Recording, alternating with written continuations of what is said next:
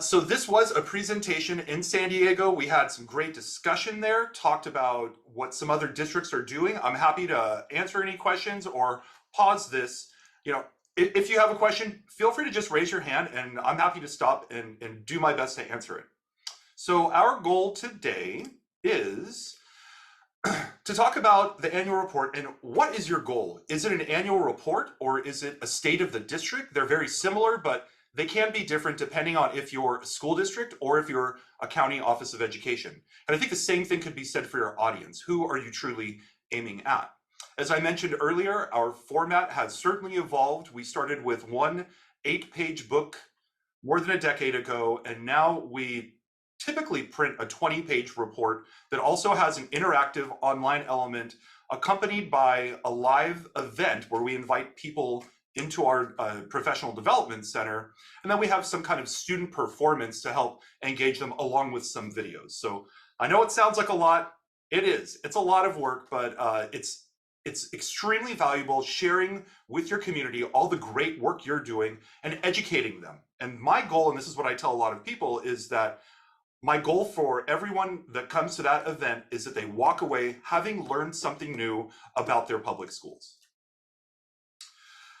So like I said, the annual report, some folks do a state of the district. We focus on an annual report that is a summary, provides a lot of demographic information, but it really is an insight into your school community, or if you're a county office or a very large district, possibly even your school communities. It certainly is an opportunity to tell your story. I think that that's where we shine the most, and we really are able to engage with our audiences when we're telling them a story that's valuable and important. And it absolutely serves as a call to action. And I'll talk more about that in this next slide. So what is your goal? And our goal has evolved over time. I'll certainly say that. But do you have a teacher, student doing amazing things? Of course you do. Of course, all of our districts have something that's worth sharing with the community, and this is your opportunity to let them know about it. That next bullet, providing the info. So a lot of this is going to be the basic demo info, and I did put a link in the very beginning of this to our annual report page, and it has a link to our interactive report. And it's the third or fourth page that has the way that we laid it all out. We have the number of schools, number of students, the ethnic breakup for our county, and then some other information.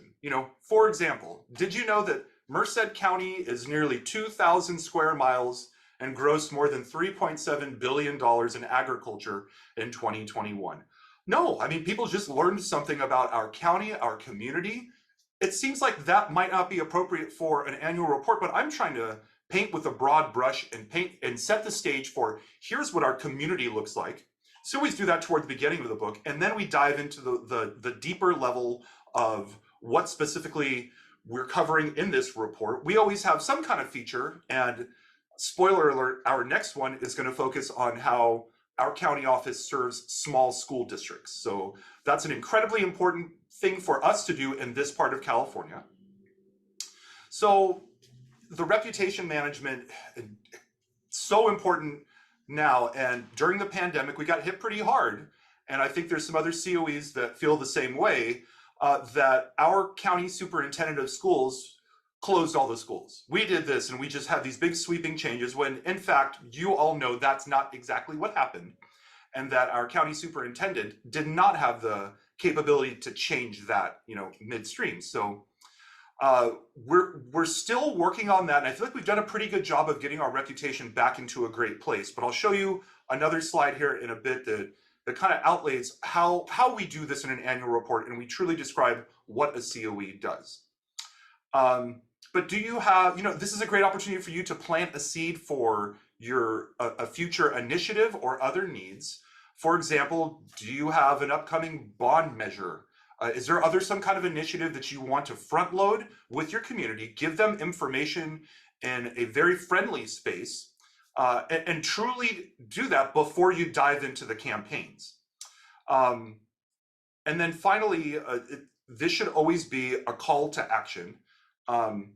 And everything that we're doing, it should be some kind of call to action. The most recent annual report my superintendent stated how committed he was to increasing scores in mathematics, and that he set a dollar amount that we were going to put towards professional development with our school districts to increase that. We hired several more staff. All of the school districts are on board. We have a small math army now of math coordinators, content coordinators, to go out and teach teachers how to more effectively instruct in mathematics. We have 10 folks doing that. When I first started here, we had 1. So that just shows that we are truly invested and we will walk the walk. Okay, next one here. So this is what I was talking about, and the role of the county office. And folks at COEs may recognize a lot of this content because thanks to Kendra and Ian in Orange County and Rob in Kern, this format follows exactly what we all did together, created a video, created a one sheet. But it's important for us to lay out this information and show people, here's what we do and here's what we don't do. Because I think there's a lot of misconceptions in public ed about exactly the role of the superintendent, the role of the board. It gets even more confusing when it goes up to the county office of education level, where you have not only an elected superintendent, but 5 elected board members. At least in Merced County, that's the way we operate. So we are incredibly thoughtful now about including this information about our structure, about the county superintendent structure, their role, responsibility, and taking questions at the event even about what exactly we do. I might shy away from that next time, but we did last time. So who is your audience? And I've split it out here between a COE and a school district because I think our roles are a little bit different and your goal probably is going to be a little bit different. Talking with folks who come to our event and who RSVP, we have the chancellor of UC Merced. That's always a big deal. We get him here. We have superintendents, the board of supervisors, other elected officials, and then other community leaders. That's really our goal, is to get those folks in the room to talk about these very high level initiatives. For a school district, I bet you do want some of those people as well, but you do really want to focus on your parents, students, and then reps from feeder districts if you have feeder districts, so that you get their buy-in on these initiatives moving forward and they have more information to take back. Essentially, this is one of those events where we just want all the kids in the pool. I don't have a lot of those, but this is one where we do truly invite everyone. So the volume of printed copies has certainly decreased significantly over the years. More people access this digitally than they have in the past. And there's some really good formats to use. If you did visit that mcoe.org/annual report, that interactive report that's posted on the site was created in Adobe InDesign, and that's the platform that we use to create our annual report. Some of the editing is done in Adobe Illustrator, other parts are done in Adobe Photoshop, and it all feeds into Adobe InDesign, which is the pagination software on Adobe's Creative Suite. Now, you can create the booklet itself, and then from there export it as this online version. Happy to talk more about that offline with you. And I say that because I don't have all the details, and the award-winning designer Hector Ramirez, who's going to give a pre-session at the CalSPRA seminar in Sacramento about all things Adobe, and probably slip in a few Canva things. He's the one that showed me how to do this in the best way. And in full transparency, we stole the idea from Placer COE. It's good to create a custom or a vanity URL like the one that I posted, mcoe.org/annual report. It's just much easier for community members and folks, and when you're marketing and advertising, to be able to do that. And another thing that we learned is we have QR codes in the printed report. We do not include those QR codes digitally because there's no reason to. We make sure that those ideas are kept separate, and that the printed version, if you did have something that you wanted to, a question to ask, sorry, we've got a couple of messages here. I just want to make sure I'm being thoughtful with everything. Oh, what do you know? There's a sign up for Hector's session. Okay. I'll leave this chat window down here in case anyone does have any questions. They just want to pop in that way. So again, the vanity URLs, they make things incredibly easy. The QR codes should be in the printed document, probably not needed in an online or a digital document. And we use, how many of you use issue.com? They just started charging us, which I wasn't thrilled about, but it's a great online platform. It looks like you're scrolling through a magazine. I really, really like the way that the pages turn and you're able to see all the double trucks really well. And I can tell you more about a double truck as we move over to that part of the presentation. So next, come on, here we go. So previous to this job, I worked in journalism. I was a features writer and a copy editor and wrote for some wire services. The McClatchy and Scripps West were the biggest ones by far. And as a features writer, I wrote long. Like especially back then, 20 years ago, you just wrote long. When I left journalism, we were moving from the space where instead of writing 800 words for a story, we were told to write 500 words for a story. And I was just talking to one of my buddies who actually just left McClatchy, and now they've moved down to 300 words. So collectively, I think, and social media is a big part of this, we lose people's attention spans pretty quickly.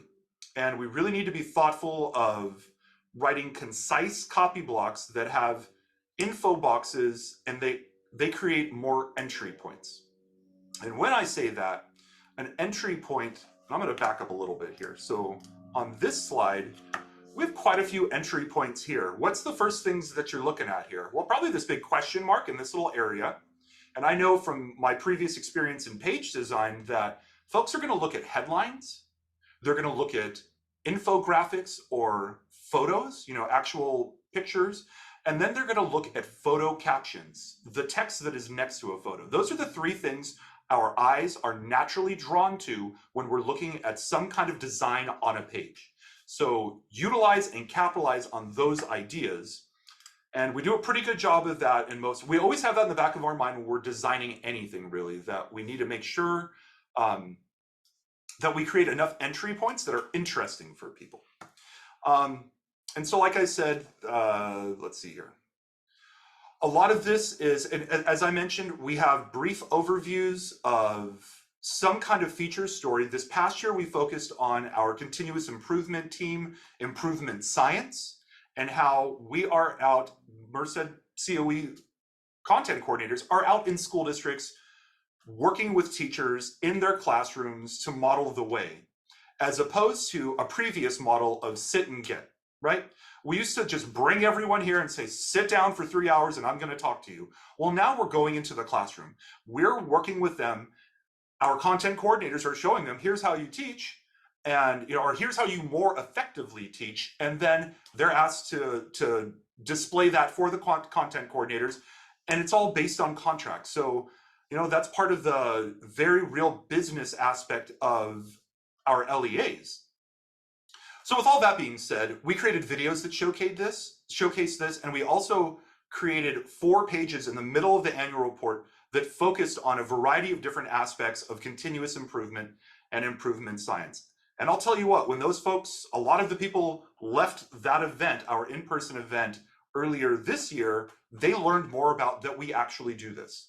So I think it was incredibly important to showcase this is a big part of what our County Office of Education does. And here, let me show you with a video or two. Another note that I have here is that last bullet point right there. I just got an email that I forwarded on to my video team, and I had to walk in there and talk to them because I told them, I know guys, this is like some secret code that they're talking in with all of these acronyms. I call this an inside out approach when our school administrators do that. They know what they're talking about and they just say it the way that it makes sense to them. Our job is kind of the opposite, where we have to have an outside in approach. Put yourself in someone else's shoes. Would this make sense if you didn't know anything about your LEA? If it doesn't, you need to rewrite it. And so I will say that every single time that when a school admin provides me with copy, with content, we need to take a very careful look at how that information is being conveyed, and if it would make sense to my mother, if it would make sense to my father, and if it would make sense to the guy walking down the street right over there. So I'm always thinking about how are we best serving our audience. Okay, so that's about copy. Um, Photos, this is something that I'm really hip on, and actually it's a rule that we don't use any stock photography at all whatsoever at MCOE.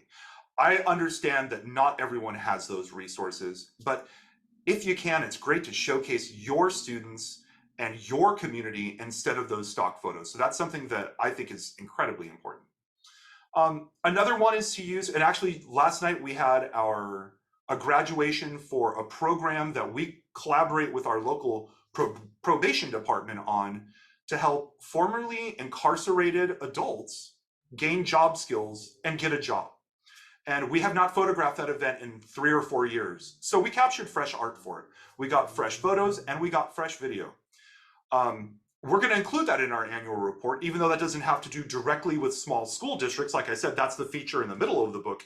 It is a component and a big part of what we do, and something that we should be highlighting.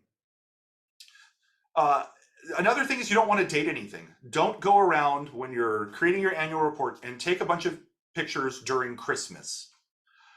Everything's going to be dated. People are going to say, whoa, there's a Christmas tree there. That must be from Christmas. Or in the Valley, the day when it was 103 degrees outside and everyone just looks hot and miserable. We try to stay away from that. You don't want to date your photos. It's better if they're evergreen, or if you can find situations where it doesn't look like Christmas or the hottest day of the year. By the way, we broke our record last year. It was 115 in Merced. Woof, I know. And then I think the next one's obvious, that we're going to show the ethnicity, the gender, just the diversity of our schools, all the different students that we serve, the different employees that we have, from school employees to teachers to school administrators. And you notice there what I didn't say? I didn't say classified. I didn't say certificated. I didn't say certificated management, because again, that doesn't matter, and people might not understand what that means outside of your organization. When I first got hired here, I was classified confidential. I didn't know, like, am I a spy now? What does that mean exactly? So I wanted to make sure that my team understands we call these things down at the level where everyone's going to understand them, not at the educationese way up here with my school administrators. And then finally, use cutouts to enhance your design elements. The next slide I'm going to show you is one that I'm incredibly proud of. And this was in the middle of the 2020 annual report. I'm going to increase it in size so that I can see it a little more on my end here.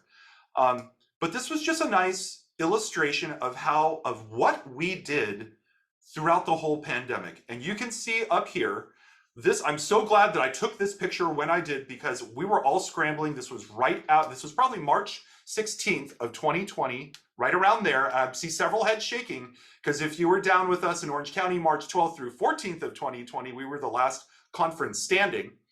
Very difficult time for all of us in this career, but we felt it was important when this annual report came out the following year, early the next year, that we laid out exactly what happened. So actually, this is March 15th, this picture right here, and here's the tie-in. You can see that this happened on March 15th. And then on April 1, everyone's favorite governor, Gavin Newsom, announced something about schools, closing of schools through the end of the school year, and put our county on the watch list. Remember when we were red or purple or all these different colors? Yes, I'm not trying to bring anyone PTSD right now, but most of us went through this. And then if you notice, we have a nice clean cutout here. And for those that are unfamiliar with that phrase, a cutout is simply, and technology has made this a lot easier for all of you in a variety of different design programs, to remove the background from your photo so that there is a specific design element that stands out. So we've got this nice computer here. We launched a distance learning website, and then we also created a bunch of content on our TV station to help with the students that were going to be at home, especially the very young ones. That was an important thing for us to do. In this digital version, you can click here to visit the site. Same here, that we created an academic planning guide later in the year. This is a nice cutout to use.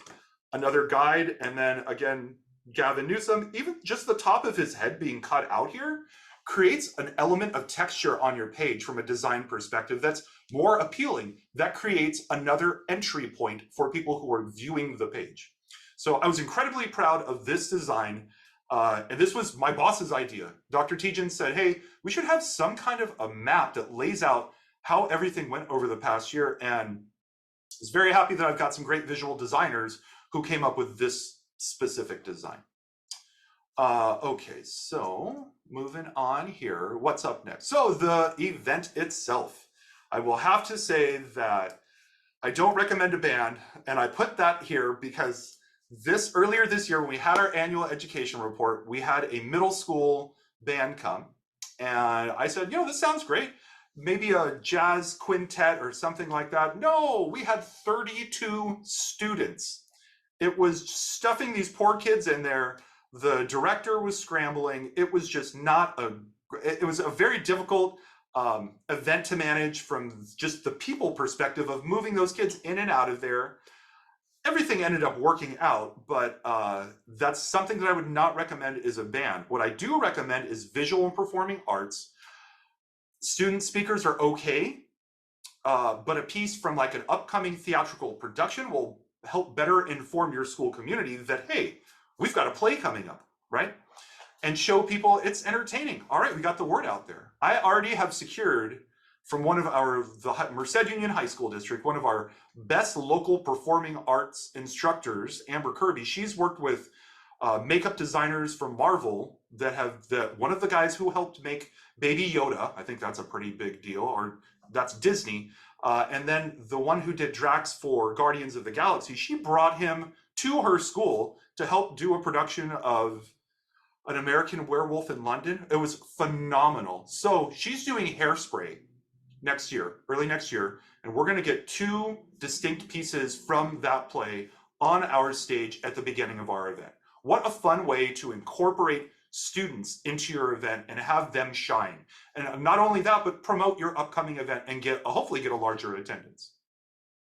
Now, I'm on my 3rd county superintendent, and I will say that I have seen varying levels of natural ability to speak, the ability to stay on script, and if they can read a teleprompter. And I would not throw the folks in who are unfamiliar with the teleprompter in that situation. It gets them a little tripped up, and they're just not going to succeed in the same way that they would depending on their style. So I know now what I can do for my superintendent is I've put a confidence monitor, so a large television essentially, in the back of the room. He knows what slides we're on. And what I'll do is I'll have the teleprompter up there because I like teleprompters. I use them all the time and I work well with them. He doesn't. What he would prefer are 3 bullet points about whatever slide he's on. And he knows the rest of that because he's been in education literally my entire life. When I was born, he started teaching. So he's been doing this a long, long time. He knows what he's talking about. And I know that from him. If you plan to live stream the event, which we do now, we always live stream these events. Think about some of your graphical needs. And this was something that during the pandemic, I had not thought about any of this stuff. We will be starting soon. Thank you for joining us. Is there a timer countdown? Is there a prompt? We will be back soon. A slide that thanks all of the sponsors for the event. We haven't even talked about sponsors. We'll get there soon. I've heard many community leaders, directed to this last point, say that this is the best free lunch in town, especially in an election year. They can get all of their folks together, their contingents together. We always make sure that we give them about 20 minutes to socialize and network and just kind of hang out. And we have a very nice facility here where they can do that. And I'll show you right now. There's our packed room for our in-person event. Very bright, colorful screen. We have a 20-foot projection screen up there. Works very well. And we can comfortably fit about 160 people in there, though my events coordinator will tell me that the number is 216. I will never stuff 216 people in this room, but we're fortunate that we have a facility that we can do this. And I realize not everyone does. So if you're looking for a way to, sponsorships is a few slides away here, but the video component, we always show at least one video.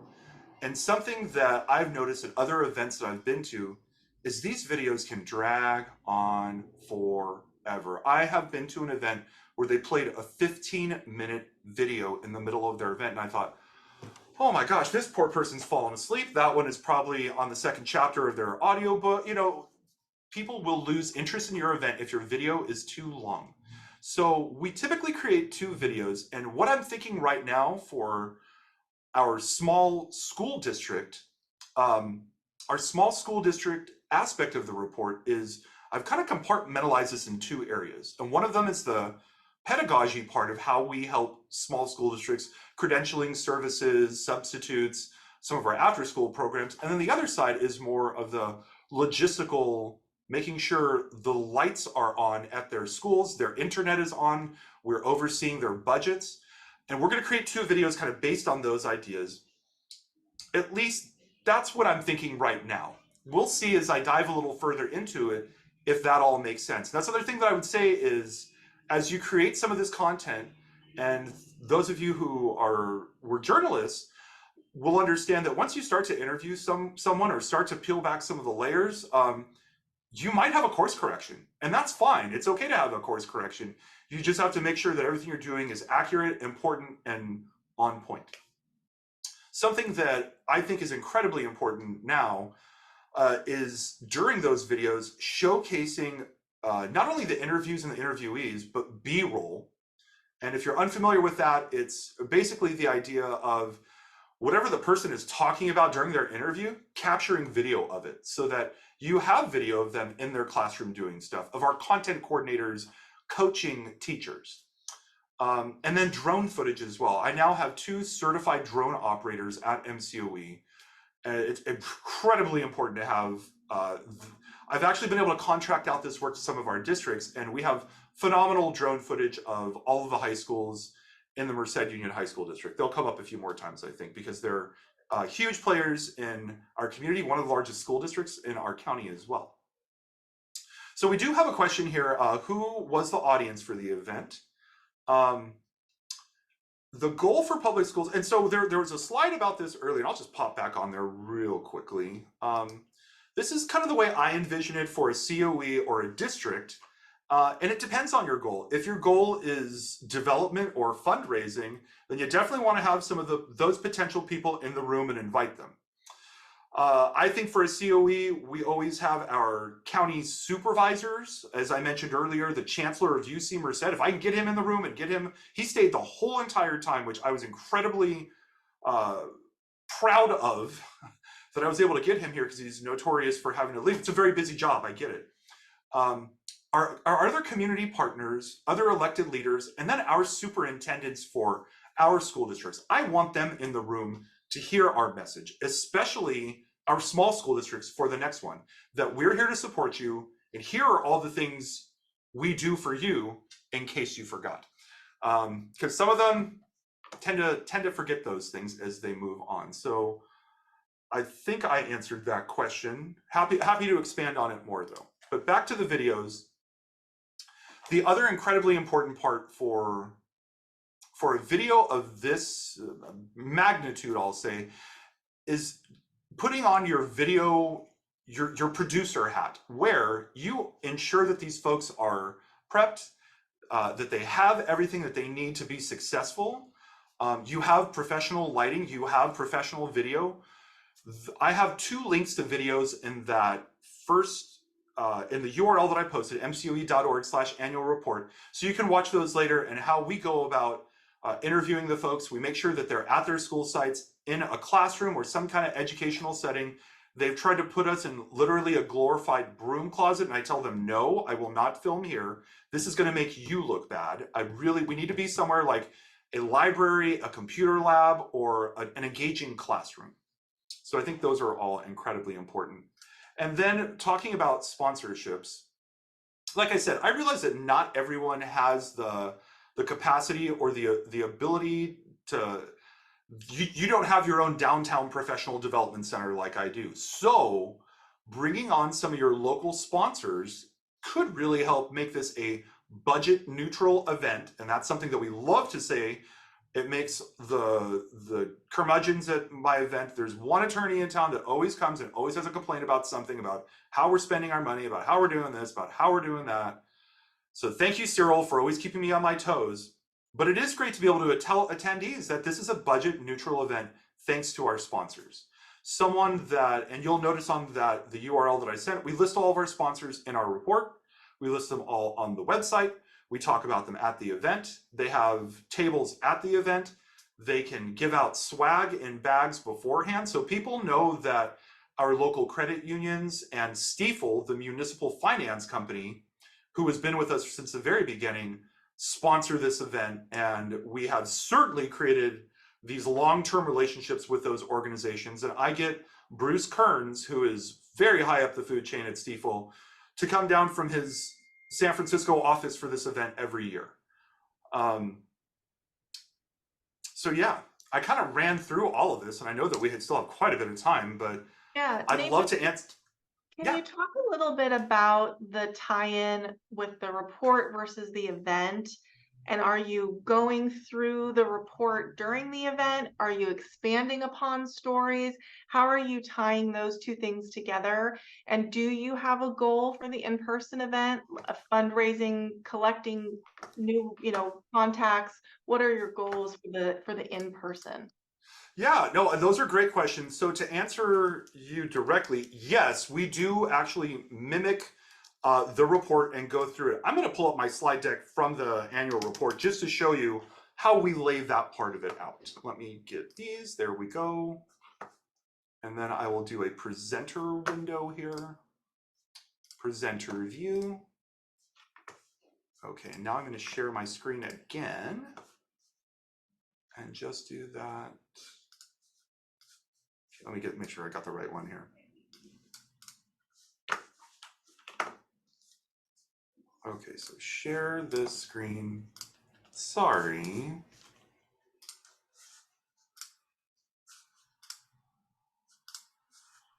Okay, I think this is the right one. Ah, dang it, it's not. Yeah, it's fine. We will continue on here. Okay, so when we go through the report, here's something that we show just at the very beginning. And it's a bunch of cool drone footage. This is another opportunity for you. A bunch of cool drone footage of our sites. And then what we'll do is we'll get a little bit of information at the bottom as we go further on, historically about it, how many students we serve in that program. So instead of it just being one blank slide or one slide that says, hey, welcome to our event, glad you're here, show them something. These people are probably going to be socializing, doing stuff, getting their lunch, meeting their neighbors, and that's all fine. But for the folks that did come there and are just kind of posted up hanging out, this is a great opportunity to show them your schools. And so what you saw there was our main complex, our special education school, and this is our outdoor school 1 mile away from Yosemite National Park. So we've got some really cool stuff in Merced County that, well, this is actually Mariposa County that MCOE does that folks who don't go to the report may not know about. So this is a bunch of drone photography. Some of it's our community, but there's one. So just little tidbits like that at the beginning. And so this is before the reports even started. We list the time as 11:30, and we typically start the event at about 11:50. So we give them 20 minutes to just hang out. People always show up early, especially some of the folks who always come to the events early are there at 11. So there's a couple of things. And you know what's funny? Here's my office. Here's where I'm talking to you from right now. It's right there. Okay, so there's a precursor. And then we have, I think this is our countdown. This is our countdown. So this is for our virtual and in-person audience to let them know, all right, we're going to start pretty soon here. So instead of me just going up there and tapping on the microphone over, and please take your seat, it's very apparent that at the end of this, we're starting. This is for, we have the Marine Corps come and they do the flag salute for us. We have someone sing the national anthem. That's pretty common. And what do we open up our event with? The role of the County Office of Education. Right, we really want to hammer that idea home that this is what we do. These are all the things that we do. This year, a lot of it was, we supported the different school districts. I have never closed half my school districts and started getting text messages at 3:30 in the morning. We got hit really hard in Merced by the flooding this year. So we talk a little bit about that. We didn't include that in the report because it had just happened. This is in the report, some of the demographic information, and then we list it very simply here and give a little more depth in this next slide, right? So this is all in the report. This is also in the report. A little bit of information about the dashboard, and I have really had I really had to talk to my superintendent about his personal feelings about our dashboard and some test score data. And I've kind of reeled him in a little bit that we're just stating that this is an accountability measure. It does not measure it's not a complete accurate measure of a student's success. And I'd say leave it at that. Leave it at that, Steve. And then we go into our engaging classrooms. So we provide this, that, and the other. Let's watch a video to learn more. And then the video begins. So I'm not gonna go through all that right now, but what I will show you real quickly, it looks pretty nice. That was our director of continuous improvement. This is our lead math coordinator, and they're in the classrooms working with these teachers, showing them how to do stuff. You really get that feel that we're there with them.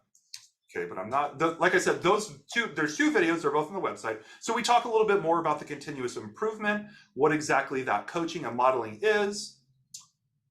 Improvement science, I learned a wealth about this during my research and working with all of these content coordinators.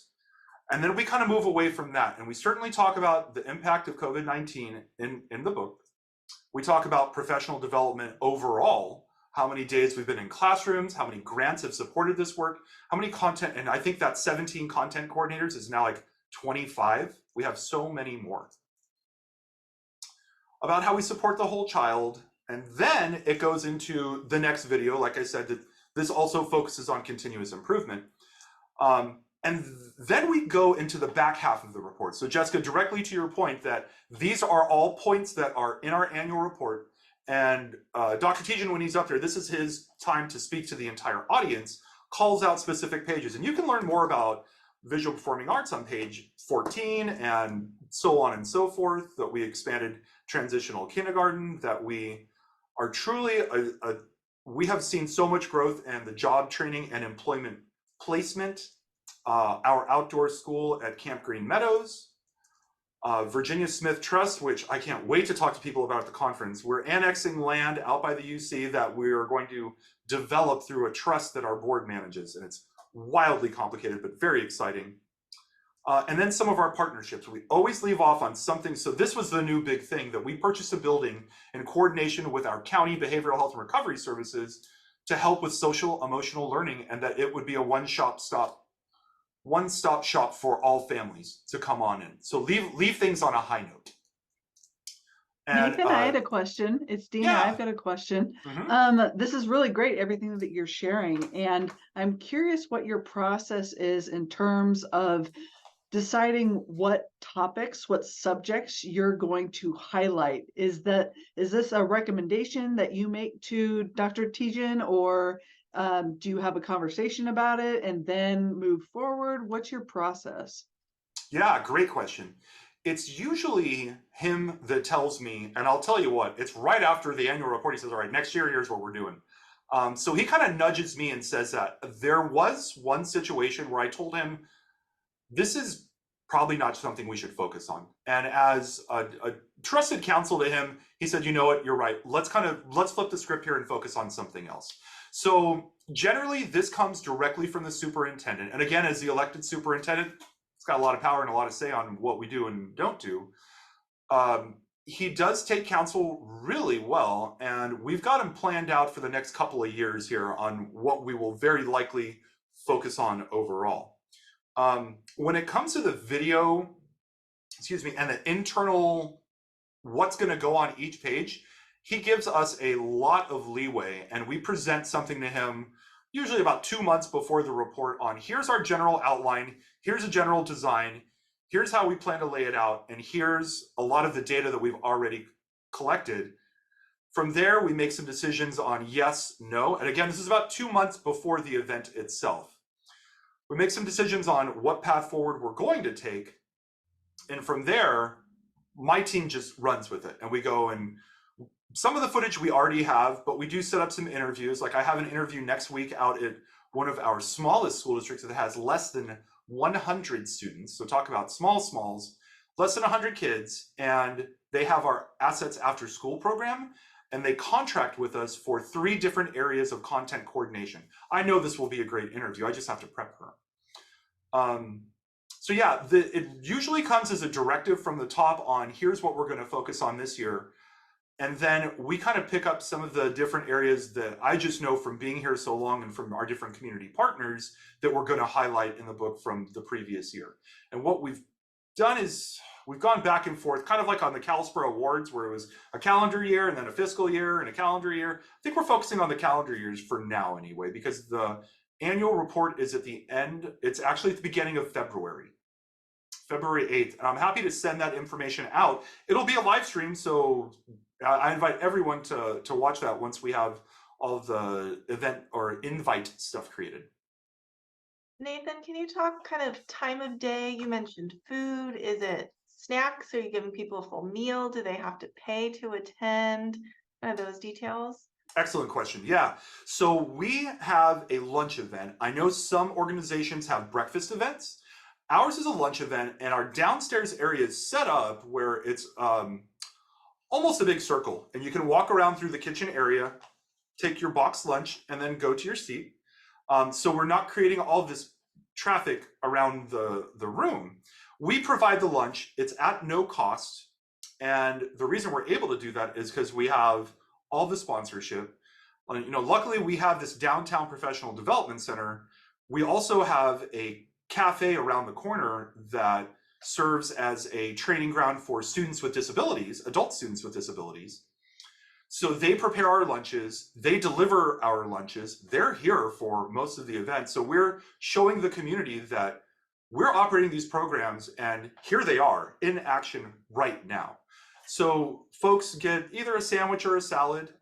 We usually we use Eventbrite now for the registration. We ask about dietary restrictions to be thoughtful of that. We ask them if they'd like a sandwich or a salad. And what we found is the people who didn't ask for salads are going to grab them, and make sure that you keep those in the fridge until someone says, oh, actually I had a salad. So learn that one the tough way. But with the sponsorship component, Stiefel is an amazing sponsor. They have given us consistently $5,000 every year for this. And then we have 3 other credit unions that each give $2,500 for this. So, I mean, you do the math there, that's $12,500. This event does not cost that much. And the remainder of that goes to our foundation that supports experiences outside of the classroom. We talk about all this at the report too, and Dr. Keegan does a really good job of it. Our foundation supports Camp Green Meadows, which you saw an image of up near Yosemite, and then foster youth. A lot of experiences for foster youth outside the classroom. And how long is the full event, and how long are you really talking, giving the presentation? Yeah, so we put that the event is from 11:30 to 1 p.m. And like I said, people usually start arriving around 11:15. We have the lunches ready to go at 11, so they're here. People usually start arriving around 11:15, and then we start the event at about 11:50, and we are done in about an hour. We have never exceeded that 1 o'clock time frame because we're thoughtful of people's time, and it's the middle of the day. They got to get back to work. It is the lunch hour, but we figure we're providing them a free lunch, and we're trying to show them some pretty cool stuff that they can walk away with having learned something. And there's always some kind of swag. So we encourage the sponsors to provide an item. And I've got this little, this is from Stiefel, and it holds your phone and gives you a big thumbs up when you need it. That's from this year's event. The credit unions had some kind of tote bag, a little notebook, some other, knickknacks. So it's nice for them to walk away with something, it's also a bag for them to put some reports in. We have an additional 200 or 300 reports at the event if folks are interested in bringing them back to their organization. And for our local credit unions, I personally deliver about 100 to each of them so that they have them on hand just in reception areas so that folks can thumb through while they're waiting around for their car or home loan. Do you allow for question and answer? We have in the past, and it kind of depends on the time frame, how far over, like if we're right at 1 o'clock, typically no. But if things wrap up a little early, it's 12:40. Absolutely. I think that that level of transparency and the ability for people to ask the county superintendent a question where he's on stage talking to the whole group, it's being live streamed, is important. We have nothing to hide. And I think it shows that. That's great. Any other questions? Feel free to shoot them to me directly or put them in the chat. You said February 8th, Nathan? I believe it is February Put it on 8th. our, well, I'll put it on our calendars so we can watch and learn. And these I questions- turned my email off for this because it can be a bloodbath sometimes. But I'll stop sharing there, and let me just confirm that it is February 8th. I think a lot of us are used to maybe a printed document that we share out, and more superintendents, board members, community members are asking for something that's in person. So it's difficult to know kind of how, how many people to expect. I know a local district just had a breakfast one and expected a large crowd and did not have that large crowd. But I don't know that the message was clear about what we were going to get. So can you talk a little bit about kind of what you tell people that they should be, expecting? Like, do you tell them we're going to review the annual report? If it's someone brand new to the community, kind of what does your invitation look like, or what kind of messaging do you do around that? No, excellent questions. Yes. So what we typically do, and I will preface this with, we have a pretty big built-in audience at this point. Now that we've established this event in our county, people know about it. They expect it. My boss even said to me, like, should we really continue to do this? Well, if we don't, they're going to ask why. What happened at MCOE? So yes, we need to continue to do this. It's an important, very public event. We send out a save the date. It should be going out right before Thanksgiving. And what we'll highlight is that this is an overview of our county schools, that it lists off the demographic and other important information. Also, it has a forecast of what things are looking like in the future of education. And this year's topic is. So we do that. This year's topic is to try to give them a little more context. We have covered career technical education, special education, early education, the continuous improvement science. And this is the first time we're focusing on the small school districts and how we serve them. Because I don't think that people realize, and folks on the call who are familiar with the smalls, that the superintendent is also the principal, also answers the phone sometimes, could be a part-time bus driver and a volleyball coach. Like, these small school districts have so much to do.